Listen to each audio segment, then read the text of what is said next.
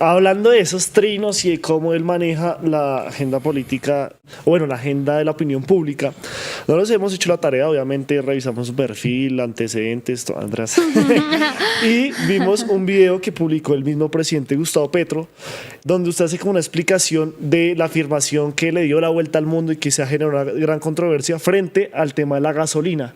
Háblenos un poco de esa argumentación que usted hizo y ese video que pues él mismo publicó y que se volvió de alguna manera viral. Sí, el video va a reviral, ya va como 2 millones de reproducciones entre todas las redes sumadas. A mí me parece, primero, me parece súper bacano que el país de verdad se dé este tipo de discusiones, porque es que si no nos damos las discusiones conceptuales no tomamos decisiones de fondo. Y también me parece muy interesante descubrir cómo la emocionalidad supera la razón. O sea, hay un montón de ira. O sea, yo veo ese video y la mitad de los comentarios son hates. Pero son hates que no tienen argumento, que es como lo que me llama a mí la atención. Sí, es como un hate por mandar la rabia. Por petrista. Por descargar la rabia, pero sí, ni siquiera con análisis de fondo. Acá no copio también pasa. Sí, me imagino que a ustedes les pasa un montón. Entonces, fíjate que el video es respondiendo a la afirmación del presidente de si los ricos consumen más gasolina que los pobres. Eso es. Y la gente estaba escribiendo que yo digo que los pobres no consumen gasolina. Y entonces ya de entrada tenemos un problema de comprensión de lectura. Y eso me dice que tenemos que trabajar en la política pública de educación. ¿Sí? Porque pues no hay comprensión de lectura. Entonces, clave ahí, mucho tema de calidad. La afirmación del presidente es correcta si yo hago un análisis de consumo de combustible, de energía en general, por las personas ricas o por las personas pobres. Si yo miro un consumo per cápita, porque las personas ricas tienen casas más grandes, tienen carros más grandes, tienen más hábitos diferentes, ¿sí? Por ejemplo, una persona de bajos recursos normalmente camina mucho más. Y es una realidad. Y no es una realidad romántica. Que qué lindo como camina. Es porque no tiene para el transporte. Entonces ahí hay unas realidades que son ciertas. De hecho, inclusive no solo lo dije yo, sino lo han dicho estudios internacionales. El grupo poblacional de mayores ingresos consume el 66% de todo el combustible del mundo versus el 33% de los pequeños hogares. Por ejemplo, en muchos municipios de Colombia no hay luz las 24 horas del día. No hay agua las 24 horas del día potable. Si no hay agua, pues no hay motobombas. No hay sistemas de transmisión del agua, no hay sistemas de transmisión de electricidad. O sea, no consumen energía de ninguna, ni combustible, ni hidráulica, ni eólico, ni ninguna.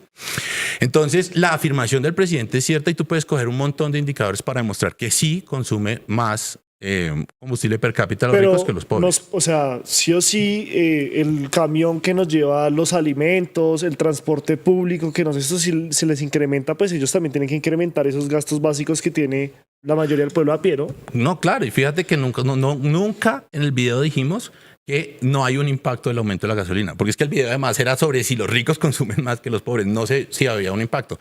De hecho, yo hice un video el otro día hablando del impacto de los precios de la gasolina. Y esos son los otros análisis que tenemos que hacer. O sea, un poco la invitación a la hora de la construcción de la política pública es entender, uno, un enfoque de lo esencial, que era lo que yo les decía ahorita. Déjenme hago aquí un paréntesis pequeñito.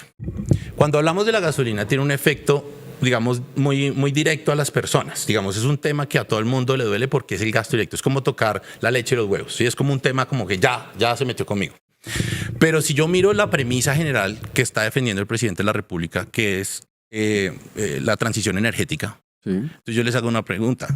¿No vale la pena desincentivar el uso de la gasolina? Y fíjense que eso es un análisis filosófico desde arriba, desde cuáles son los caminos hacia los que vamos, ¿cierto?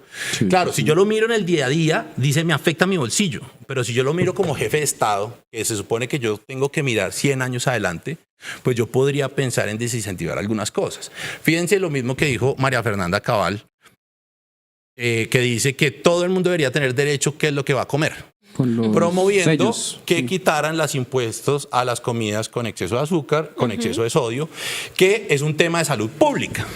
¿Sí? Entonces, si yo lo miro desde la visión de ella está pensando en la rentabilidad del ingenio azucarero que tienen todos sus cercanos. Que la patrocina. Sí, que la patrocina. O sea, ella tiene una visión. Fíjense que detrás de la política siempre hay una ideología. O sea, eso no nos podemos llamar a engaños. Siempre la hay. Lo que pasa es que las ideologías difieren. Entonces, su ideología es la rentabilidad de un grupo de interés. Entonces ella acomoda su discurso a decir, los colombianos somos libres de consumir lo que queramos, mi hijo tiene el derecho de llenarse la barriga de Cheetos todo el día, ¿por qué le van a limitar la libre expresión y desarrollo de su personalidad? Entonces utiliza la Constitución para crear un argumento manipulado, ¿sí? Cierto. O yo puedo decir, yo tengo un problema de salud pública, de obesidad, de problemas de concentración, de problemas de enfermedades tempranas, problemas del corazón, respiratorios causados por alimentos malsanos. Entonces yo, si me paro desde este lado de la ideología, de la defensa de la vida, pues yo ahí digo, vale la pena ponerle los impuestos a esto. Porque claro, el niño que compra los Cheetos le sale más caro los Cheetos. Pero es que esa es la idea, que le sacan caros para que se coma una manzana, no un Cheeto. Claro. Entonces, si el presidente dice hay que ajustar un poquito el precio de la gasolina por temas, entonces lo primero que hay que hacer la pregunta es ¿por qué quiere hacerlo ese recaudo? ¿Para qué va? Y si se justifica ese análisis. O sea, mi mensaje es no se puede dar una respuesta única porque no hay una versión única de esa historia. Lo segundo, y ahí cerro el paréntesis y continúo, es que hay que entender las decisiones realmente cuánto afectan a las personas. Porque cuando uno hace unos análisis de corto plazo o digamos sin tener en cuenta todos los detalles, pareciera que el impacto es catastrófico, que es lo que yo digo en el segundo video. Entonces, pensemos sobre el tema de la gasolina y hablemos sobre eso. La propuesta de la reforma tributaria es que se aumente el IVA a la gasolina en un componente de la gasolina. Entonces fíjense que ahí ya comenzamos a cambiar el discurso. ¿Qué sale a decir los medios? La gasolina 19%. Entonces la gente hace cuentas. Uy, como 3.000 pesos más la gasolina. ¡Pum! Ya de entrada usted calentó el tema. Pero resulta que es un IVA sobre uno de los componentes que apenas representa el 57% del costo de la gasolina, que es el precio al productor. Entonces ya no son 3.000 pesos de incremento de gasolina. Allá vamos en una fracción mucho más chiquita, que es como de 1.000 pesos. Y si yo cojo la CPM es como de 500 pesos. Si yo cojo 1.000 pesos sobre los 16.000 pesos que valga los de gasolina, es un incremento del 7%. Ah, ya no es del 19%. Fíjate ahí cómo comienza a transformarse la cosa. Claro, muy importante esa aclaración. Y si tú sigues analizando el tema, entonces tú dices, tu ejemplo, el camión. Bueno, muy bien, el camión va a ser un poquito más costoso. ¿Cuánto? Entonces la pregunta es, si yo le subo el precio de la gasolina, ¿cuánto se afecta al precio del aguacate? ¿Sí? Entonces, coge un aguacate. Entonces voy a decir, un aguacate vale 5.000 pesos, por nombrar cualquier cifra. Pero los 5.000 pesos del costo del aguacate son gasolina. No, ahí está el margen del minorista, el margen del mayorista, los costos logísticos, los costos de producción, todo está dentro de esos 5.000. Entonces, ¿dónde le pega la gasolina? La gasolina te pega en la logística y un poquito en la producción, las guadañas, etcétera, las motobombas, plantas eléctricas. Entonces, fíjate que la gasolina es solamente un insumo de esos 5.000 pesos. Si yo descompongo el precio, es una pequeña parte de esos 5.000 pesos que puede representar, exagerando. Yo hice las cuentas, búsquenlo en Twitter, ahí yo hice un cálculo matemático de cómo se calcula eso, y a mí me da que el efecto en el precio final del aguacate es del 0.62%. O sea, si aumentamos la gasolina el IVA, el efecto final en la inflación de los bienes que los afecta la gasolina, porque ojo con eso, no todos los bienes se afectan con el precio de la gasolina. Por ejemplo, los servicios de consultoría. Pues son casi insensibles a la gasolina. Son los productos con logísticas complejas, Claro. como los alimentarios, que le pega a la canasta familiar. Pero el efecto final es del 0.62%. Entonces, si hay un efecto inflacionario, la respuesta es sí, sí la hay. Es una catástrofe que el país se va a ir por el barranco y la gente se va a morir de hambre y nos vamos a matar como en un apocalipsis zombie. No. Bueno, gracias por esa aclaración, Carlos. Y pues en esta entrevista cada vez nos vamos adentrando más en lo que es este tablero político, ¿no?, que tenemos de cara a las elecciones del 2026, que está bastante caldeado, y en medio del pacto histórico y la Colombia humana pues está bastante caldeado también. Pero antes de empezar con esas preguntas, cuéntanos, bueno, tú eres precandidato a la Cámara de Representantes por el pacto histórico precisamente. Cuéntanos por qué pacto histórico y cómo fue tu paso por la Colombia humana, por la Bogotá humana precisamente. Bueno, el pacto, yo llego al pacto es porque yo creo en Petro. Okay. Digamos, mi convicción arranca desde él, desde la persona. Desde la persona sin una visión engrandecedora ni de idolatrar a nadie, sino porque entiendo que el tipo entiende el mundo y entiende lo que tiene que pasar por el país. Por eso es que los grandes economistas de este país, ministros, miembros de la Junta del Banco de la República, empresarios, cuando llegó Petro al poder, dijeron, hermano, salgan a correr ya. Ya, porque esta vaina se fue para el barranco. Y amigos míos que conocí en el mundo de las empresas, gente con mucho billete, agarró y se fue y compró dólar a 5.000 y hizo la maleta. Y es que no sé, ni se despidió. Cuando mandó la foto ya estaba en Miami, como si hubieran visto quién sabe qué. Y hoy el dólar está bordeando los 3.900. O sea, bien por ellos que acabaron de perder como un 30% de su inversión. Porque el presidente sí entiende de economía. Y como él sí entiende de economía, pues para él es fácil calcular lo que va a pasar con ciertas decisiones, mientras que los otros no están hablando de economía. Utilizan la economía para echar discurso político, que son dos cosas diferentes. Es manipular las cifras para decir, sí, todo va a ser un desastre, cuando la realidad es que el desempleo está al más bajo de los últimos 25 años, tenemos la inflación controlada, dólar a 3.900, de turismo creciendo exponencialmente, agro creciendo exponencialmente. O sea, si quieren metérsele al presidente por el lado económico, salen trasquilados, la verdad, trasquilados. Entonces, hablemos de la Bogotá humana. Yo creo que la Bogotá humana nos dejó una experiencia muy importante para que debemos entender como país. Gustavo Petro le apostó en la Bogotá humana unos proyectos sociales ambiciosos y novedosos para Colombia, porque hay muchas cosas que Petro propone que no son nada novedosos, es como lo mínimo, ¿no? Como que le paguen a los soldados un salario mínimo. Pues es que él por eso se llama salario mínimo, nadie debería ganar menos que eso. Entonces no es innovador que pague eso, pero es lo mínimo y los que se juran de derecha, que aman a las fuerzas militares, nunca les subieron el salario. Entonces esas son las contradicciones. Entonces Petro saca proyectos como los CAMAT, por ejemplo, que eran servicios, digamos, móviles para atender población dependiente de sustancias psicoactivas y ciudadanos habitantes de calle, para llevarles un plato de comida, para que se bañaran, para una atención médica, un acompañamiento psicosocial, lo básico que usted le daría a cualquier ser humano, usted lo haría. Petro dejó armado el metro subterráneo, los estudios, 120.000 millones pagaron con el BID para los estudios del metro subterráneo. Un montón de programas con jardines infantiles, un montón de programas de alimentación. Cuando salió Petro el 31 de diciembre del 2015, al 1 de enero del 2016 acabaron con todos los programas.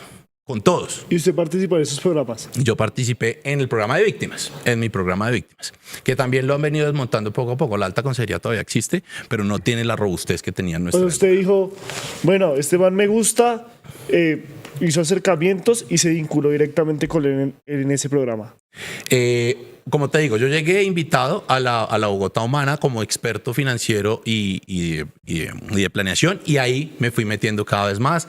Yo trabajaba en una dependencia de la Secretaría General, entonces yo me veía con el alcalde, con Petro, muy de vez en cuando en los consejos de gobierno, etcétera, que se hacían en Bogotá, pero entendiendo las lógicas. Y lo que está haciendo como presidente es un poco replicar lo que intentó hacer en Bogotá y no pudo, ¿sí? Por ejemplo, como el tema de Basura Cero, que es el programa, Basura Cero es el programa que necesita la ciudad para solucionar el problema de basuras, porque es vincular a los recicladores en la cadena, es hacer públicos los sistemas, es quitar el concepto de negocio y garantizar el derecho. Ese es el camino que necesita. Bogotá casi lo crucifican por eso, le clavaron una multa millonaria. Yo creo que a ningún corrupto de este país le han puesto una multa como la que le ha puesto Petro. O sea, yo nunca he visto a otra persona del país que le ponga una multa de 170.000 millones de pesos, eso ni a los Nule. Y Carlos, ya que estamos pasando con Petro, ¿por qué Bolívar? ¿Por qué unirse de cierta forma a este precandidato y cómo nace esa historia con Gustavo? Con Gustavo Bolívar, de hecho, yo llego tengo una historia muy corta, digamos, porque yo venía trabajando cercano del movimiento de la Colombia Humana, aportando también en procesos políticos y en procesos, digamos, de construcción de política pública. Y claro, ya pensando que el presidente se va, y el presidente lo ha dicho 20 veces que él se va, y se va el 2026, mi pregunta siempre fue, ¿y quién va a suceder a Petro? O sea, y yo me ponía a mirar y yo digo, pucha, yo no veo a nadie que sea como Petro, la verdad, respetuosamente con muchos, pero yo no. Entre todo ese reguero de candidatos, entre los 70 y pico de precandidatos, yo digo, pucha, ¿quién se le puede medir? Claro, en ese momento no había 70 y pico, o sea, te estoy diciendo 6 meses atrás que ya comenzaron como a desfilar unos nombres, tarara. Y entonces Gustavo Bolívar dice, yo lo amo a usted, presidente, y lo mejor dicho, se lo batieron como si fuera el bully nacional, nació ahí, cogió una nueva definición. Pero ¿saben qué me dijo eso a mí? Que es un hombre leal. Y la lealtad en la política es una cosa que vale oro. Demasiado. Entonces yo me acerqué a algunas personas que tenían contacto con Gustavo Bolívar y les dije, venga, a mí Gustavo Bolívar me gusta y yo quisiera pertenecer, como ayudarlo en su campaña. Yo no tenía aspiraciones en ese momento todavía, pero yo dije, yo me voy a sumar a la campaña a ayudar como un ciudadano más que retuitea, que va a las reuniones, que ayuda, sí, el trabajo político del día a día. Y conociéndolo un poco más, acercándome a su vida, Gustavo Bolívar es un tipo del día a día, es un tipo como nosotros, es un tipo fresco, un tipo tranquilo, es un tipo que realmente quiere hacer las cosas que el país necesita y es un tipo que además no necesita el poder. No necesita el dinero, no lo necesita. O sea, él se está metiendo en este berenjenal por elección. Un poco lo que me pasa a mí. Yo también me meto en este berenjenal y en mi casa me decía, pero ¿para qué se meten en eso si usted vive divinamente? Yo, pues loco que es uno. Sí, pero Sí, pues una allá va. vaca loca literal. Sí, una vaca loca literal, donde está comprando una intranquilidad, pero es que realmente tenemos es un propósito, claro, y es real. Tenemos un propósito de cambiar el país, ¿sí? Tenemos un propósito de realmente trabajar por esta nación. Y yo creo que Bolívar es la persona más leal a ese programa del progresismo. Yo tengo mucho temor que alguien se haga elegir con las banderas de Petro y no continúe el programa. Y en ese curso él le dijo, venga, ¿y por qué no se lanza la cámara? No, él no me lo propuse. Yo tuve como una iniciativa personal y yo comencé a mirar y yo dije, bueno, yo creo que aquí puede haber una oportunidad. Creo que es mi momento, sentí que era mi momento y hablé con un par de personas importantes en el tema político, lo consulté y me dijeron, pues usted está muy biche. Me lo dijeron así de frente, usted está muy biche, pero usted tiene una trayectoria de otra, digamos, de otra sustancia, porque usted es emprendedor, usted fue docente universitario muchos años, usted es escritor, inversionista, usted entiende muy bien del país. Entonces me dijeron, usted tiene unas cualidades, pero le falta la trayectoria política. Entonces, si quiere, inténtelo, hágale. Me dijeron. Yo hablé con Gustavo, le dije, Gustavo, ya estando trabajando en la campaña, le dije, Gustavo, anoche pensándolo con la almohada, creo que me quiero lanzar, ¿tú qué opinas? Y Gustavo me dijo, hermano, si usted se siente con la fuerza, hágale. Y yo dije, arrancamos. Y nos metimos en la tarea. Bueno, ¿cuál sería, Carlos, el panorama si Gustavo Bolívar no llegara, por ejemplo, a ganar la consulta que se viene en unos meses? ¿Qué sigue? No, ese panorama no va a pasar, Gustavo. Gustavo va a ganar. No está contemplada esa opción. Sí, no está contemplada esa opción, no hay plan B. O sea, el plan A es Gustavo Bolívar y ya. El plan A y el B de Bolívar. Okay. En Positiva creemos en el poder de la colaboración, en la fuerza de los sueños y en la importancia de estar siempre presentes. Nos impulsa el deseo de proteger lo que somos y lo que seremos. Positiva, la aseguradora de todos los colombianos. Ayúdanos a seguir con nuestra labor periodística a través de nuestro NICI 310-779-3518. Se está evaluando es que más adelante sí sea para todos. Lo que necesita el país. Pedí que me sacaran de allá. Un agradecimiento a todos por su sintonía aquí en el tercer canal. Métase en la mente de un delincuente, de un ladrón. A una nueva entrega de periodismo sin corrección. Pasión todo locura y estamos muy contentos. De las calles del sur. Digo, la señora, ¿me da un expreso, por favor?